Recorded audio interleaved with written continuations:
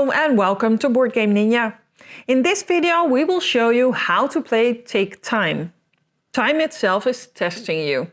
Every clock in this box is a unique trial for you and your companions. The 40 different clocks are divided into 10 chapters, each with their own sheet of rules. To win Take Time, you cooperatively place cards around the clock, making sure they follow all the rules of that test.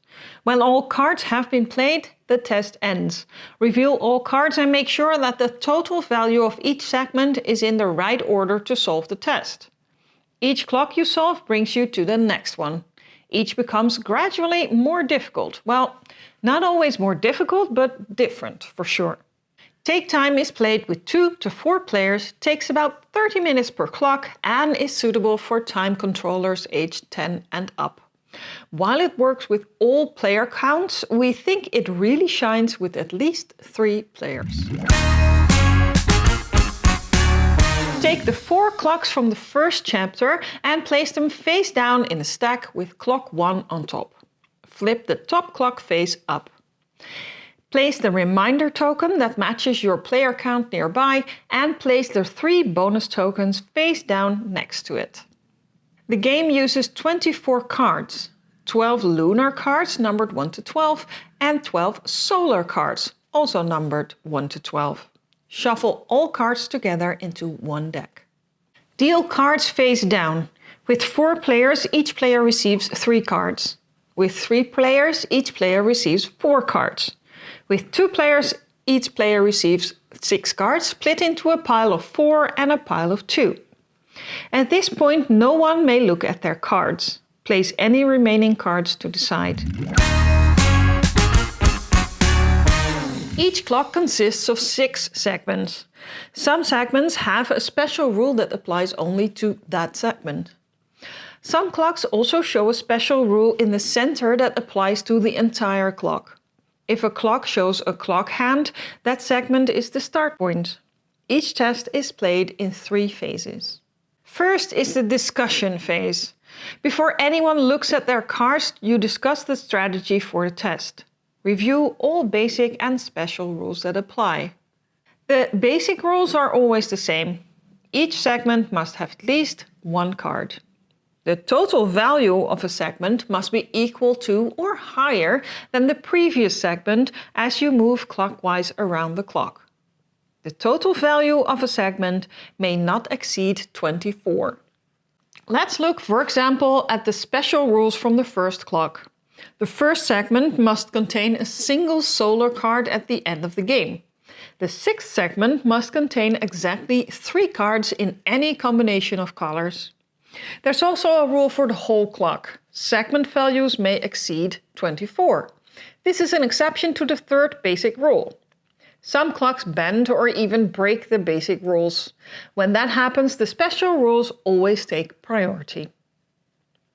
During discussion, you can make agreements, like if someone has a 12, they go first. Or let's keep the value of the first segment below 4. Or if someone places their first card here, that means they can handle this segment on their own. Once a discussion ends, players pick up their cards and look at them. From this point on, no further communication is allowed. Second comes the placement phase. Any player may start by placing 1 card face down next to a segment of their choice. Players then take turns clockwise, placing 1 card at a time until all cards from their hands have been placed. Cards are normally placed face down. However, during each test, the group may place a limited number of cards face up, equal to the number of eyes shown on the reminder token. This choice cannot be discussed during placement. In a 2-player game, both players start with 4 cards. After each player has placed 2 cards, they add the remaining 2 cards to their hand and continue placing as normal. Finally, the resolution phase. Starting with a segment marked by the clock hand and moving clockwise, all cards are turned face up. For each segment, add up the values, check the order, and verify that all special rules have been followed. If even 1 rule is broken, the test fails. Flip a bonus token to gain an extra face-up cards if you try again, or accept defeat for now and place the clock in the sleeve of regrets. If all rules are met, the test is passed.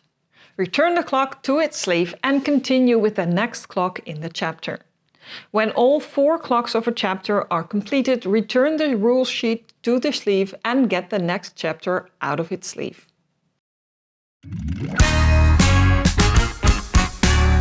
These were the rules for Take Time.